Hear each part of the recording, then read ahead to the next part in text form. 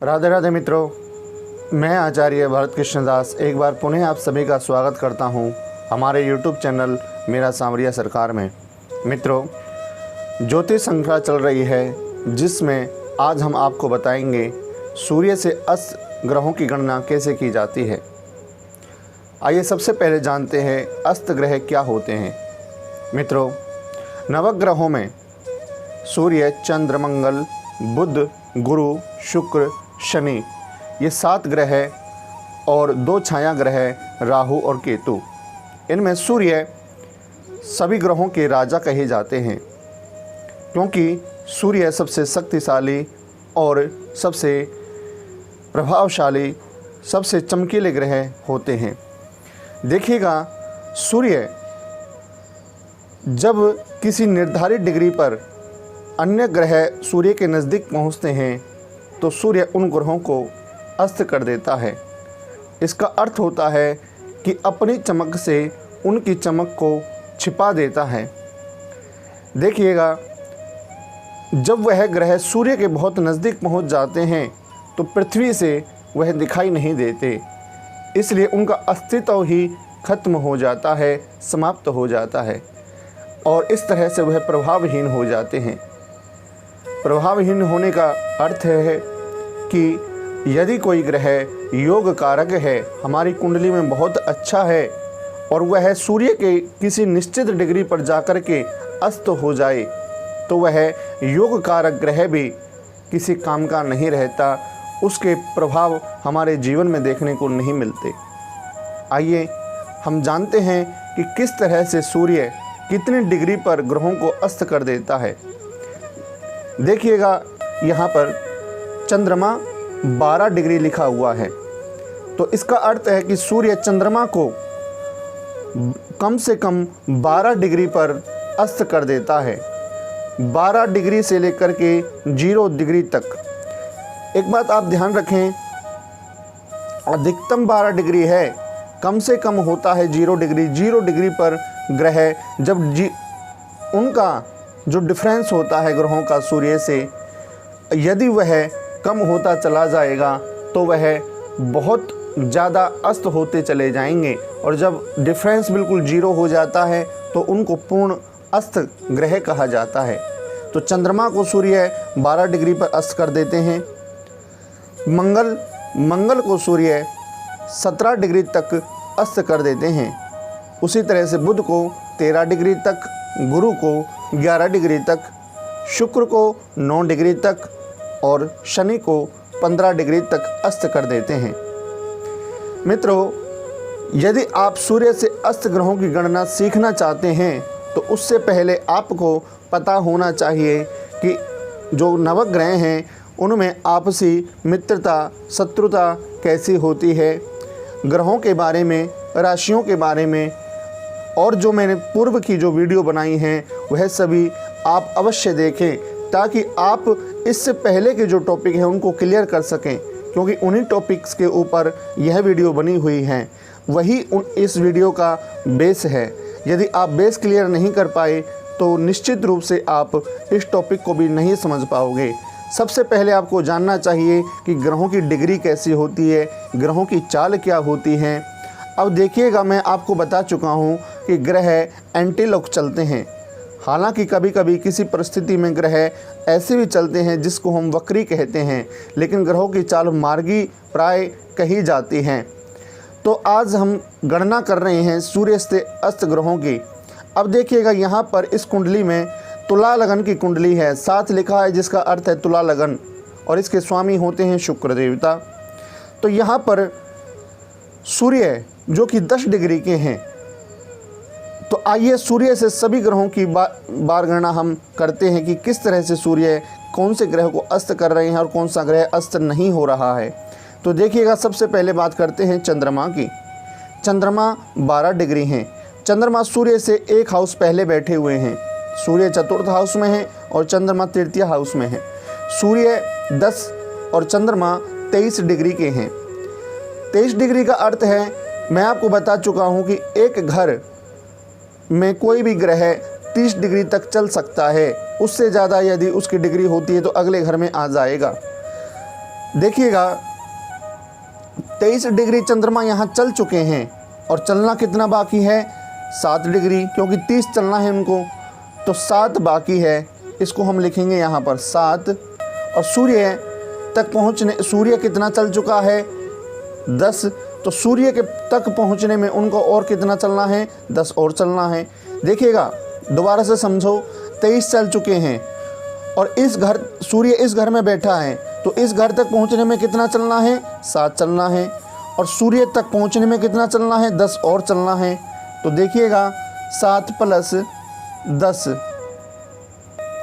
17 degree. तो चंद्रमा 17 degree तक चलेंगे सूर्य तक पहुंचने में, तो 17 डिग्री, लेकिन चंद्रमा अस्त होता है 12 डिग्री तक, तो यहाँ आया है 17 डिग्री। तो इस तरह से चंद्रमा अस्त नहीं हुए। अब बात करते हैं मंगल देवता की।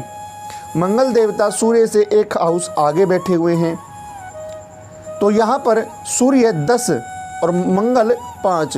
अब देखिएगा पिछले हाउस में हमने क्या किया था कि चंद्रमा को आना पड़ा सूर्य तक, लेकिन मंगल नहीं जाएगा सूर्य तक। क्यों? क्योंकि ग्रह इस क्रम से चलते हैं एंटीलॉग से, पीछे नहीं जाएगा। तो इस तरह से हम देखेंगे कि सूर्य मंगल तक पहुँचेगा, तो इसमें सूर्य 10 डिग्री चल चुके हैं और चलते कितने हैं, 30 डिग्री तक एक ग्रह में, तो 20 और चलना है, तो 20 यहाँ लिखेंगे। और मंगल कितने हैं, 5 डिग्री, तो 20 यहाँ पहुँच करके सूर्य 5 डिग्री और चलेंगे सूर्य मंगल को अस्त करने के लिए, तो 5 डिग्री, तो कितना हो गया, 25 डिग्री। जबकि मंगल 17 डिग्री तक ही अस्त हो सकते हैं और यहाँ 25 डिग्री आया है, तो इसलिए मंगल भी यहाँ पर अस्त नहीं है।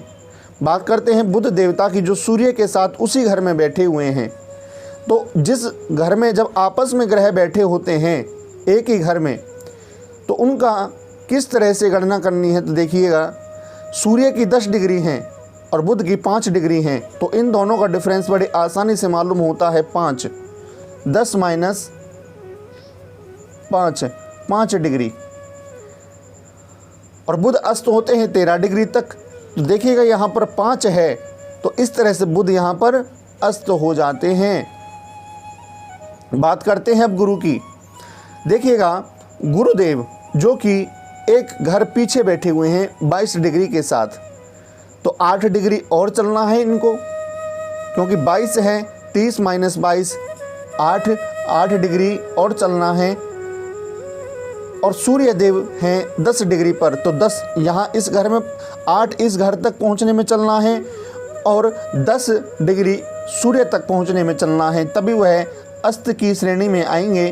तो 10 डिग्री, तो 18 डिग्री हो गया। और गुरु अस्त होते हैं 11 डिग्री पर, लेकिन यहाँ 18 है, तो इस तरह से गुरु भी अस्त नहीं है। बात करते हैं शुक्र देवता की, जो कि 2 डिग्री के साथ पंचम हाउस में है, एक हाउस आगे हैं। अभी मैंने आपको बताया था 10 डिग्री है, यहाँ तक पहुँचने में इनको 20 डिग्री और चलना है। 20 प्लस में शुक्र 2 डिग्री हैं, तो 2 डिग्री और चलना है, 22 डिग्री। तो देखिएगा 22 डिग्री आता है, लेकिन शुक्र अस्त होते हैं 9 डिग्री तक, तो इस तरह से शुक्र भी यहाँ पर अस्त नहीं हुए। अब बात करते हैं हम शनिदेव की। शनिदेव जो कि सूर्य के साथ उसी घर में बैठे हुए हैं, शनिदेव की डिग्री है 28 और सूर्य की है 10, तो कितना डिफरेंस हुआ, 28 - 10 18 डिग्री। 15 डिग्री तक शनि को अस्त कर सकता है सूर्य, लेकिन यहाँ पर 18 डिग्री है, तो इस तरह से शनि भी सेफ हैं, वह अस्त नहीं हुए। मित्रों, अभी तो हमने गणना की है कि सूर्य किस तरह से ग्रहों को अस्त करता है।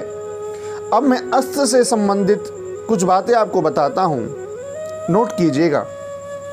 देखिएगा सूर्य बाकी के ग्रहों को तो अस्त कर सकता है, चंद्र, मंगल, बुध, गुरु, शुक्र, शनि को तो अस्त कर सकता है, लेकिन स्वयं को कभी अस्त नहीं कर सकता। दूसरा पॉइंट, कि बाकी जो ग्रह हैं, ये 6 ग्रह हैं, इनको अस्त कर सकता है, लेकिन जो और 2 ग्रह हैं जिनको हम छाया ग्रह करते हैं, राहु और केतु, इनको भी सूर्य कभी अस्त नहीं कर सकता। बल्कि यदि सूर्य के साथ राहु या केतु बैठ जाएं, या चंद्रमा के साथ किसी भी घर में राहु केतु बैठ जाएं, तो उनको ग्रहण अवश्य लगा देता है, उनका ही अस्तित्व खत्म कर देते हैं राहु और केतु। तो इस तरह से दूसरा पॉइंट भी क्लियर होता है कि राहु केतु को सूर्य कभी अस्त नहीं कर सकता।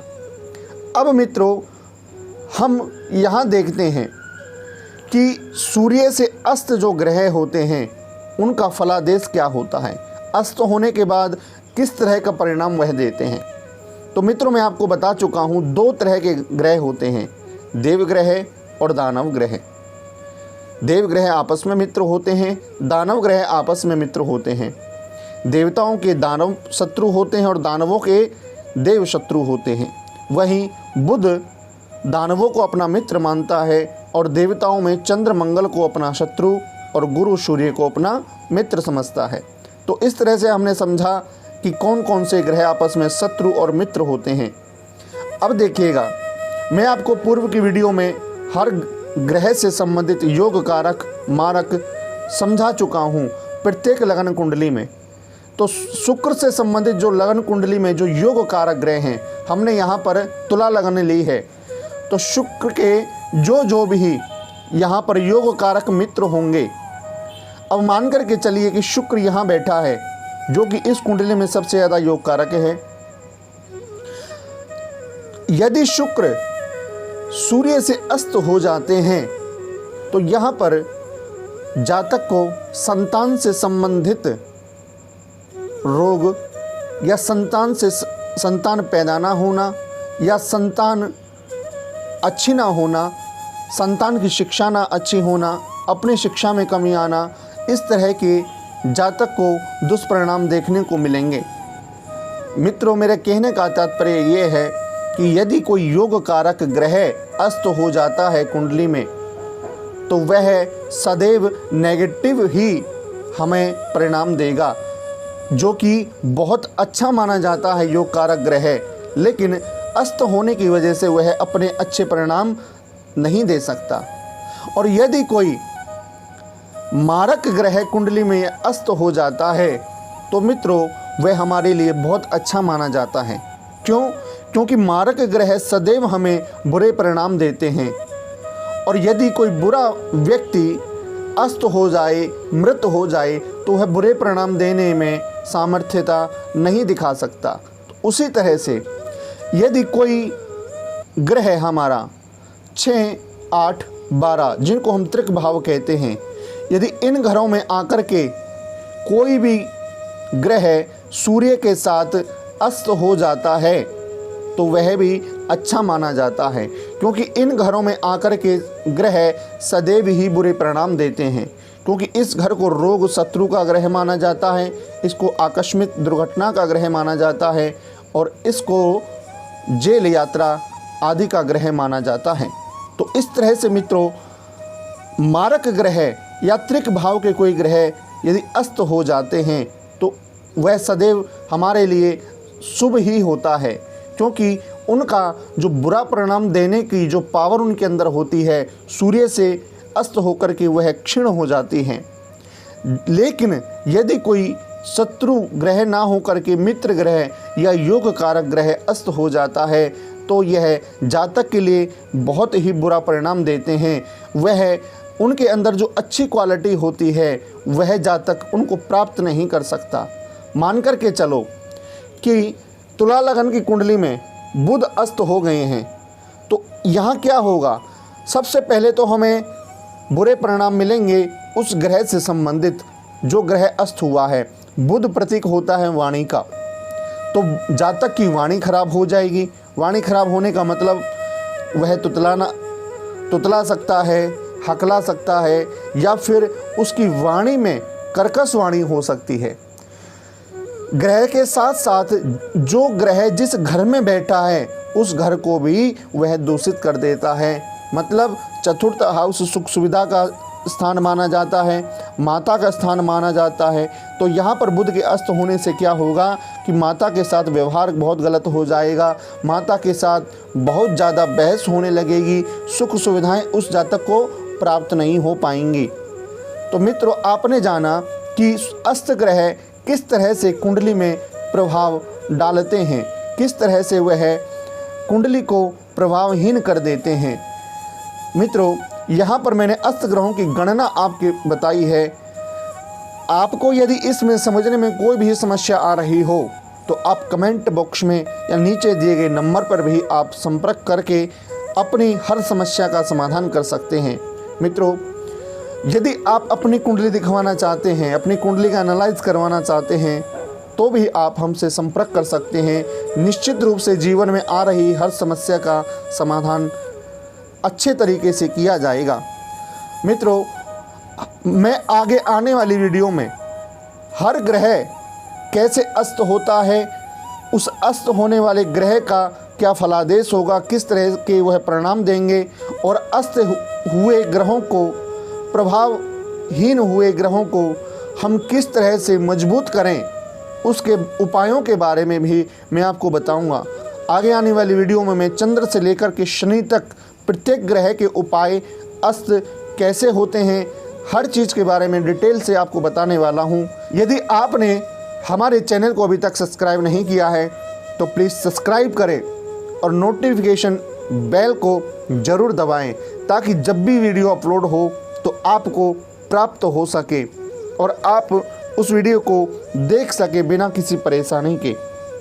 मित्रों, यदि वीडियो आपको पसंद आई हो तो प्लीज़ वीडियो को लाइक अवश्य करना और ज़्यादा से ज़्यादा शेयर करना, क्योंकि जो भी मैं वीडियो बना रहा हूँ, चाहे वह ज्योतिष से संबंधित हो, चाहे वह धर्म से संबंधित हो या फिर जीवन में आने वाली समस्याओं के उपायों से संबंधित हो, हर वीडियो जन कल्याण के लिए बनाई जा रही है।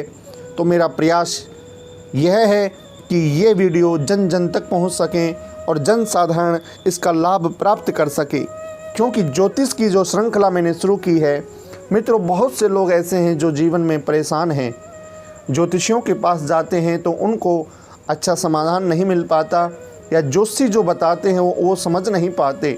तो इसलिए आप यह ज्योतिष श्रृंखला के माध्यम से ज्योतिष के विषय को बड़ी आसानी से समझ सकते हैं। आप स्वयं भी अपनी कुंडली का एनालाइज करवा सकते हैं, या जब आप किसी ज्योतिषी के पास एनालाइज करवाने के लिए जाएंगे तो आप हर तथ्य को बड़े आसानी से समझ पाएंगे कि समस्या कहाँ आ रही है। तो इसलिए वीडियो को ज़्यादा से ज़्यादा शेयर करें ताकि ज्योतिष जो विज्ञान है, ऋषियों की देन है, ये जन साधारण तक पहुँच सके। जय श्री राधे, जय श्री कृष्ण।